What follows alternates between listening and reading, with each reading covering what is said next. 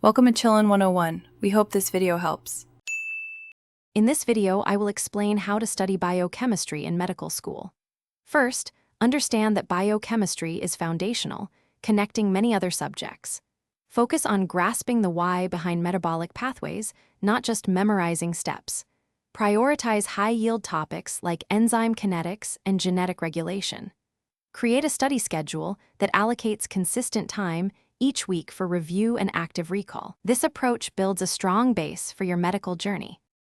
To truly excel, master the basics of molecular structure and function.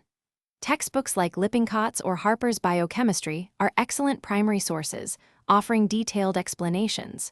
Don't hesitate to supplement your reading with video lectures from platforms like YouTube or Kaplan, which can simplify complex topics.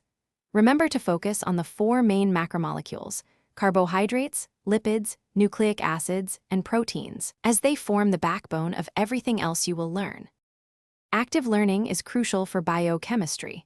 Draw out metabolic pathways multiple times from memory. This visual repetition helps solidify complex cycles. Make flashcards for essential enzymes, substrates, and their clinical relevance. Practice active recall by quizzing yourself or explaining concepts aloud as if teaching someone else.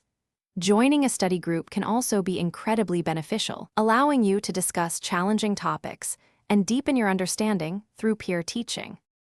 For long-term retention, integrate spaced repetition into your study plan, revisiting material at increasing intervals. Regularly practice with clinical vignettes and past exam questions to apply your knowledge in a practical context. Always strive to connect biochemical concepts to disease processes and drug mechanisms, as this makes the information more relevant and easier to recall. Focus on high-yield topics such as amino acids, enzyme kinetics, and cellular respiration, as these are frequently tested. Thanks for watching. Consider subscribing if we helped you.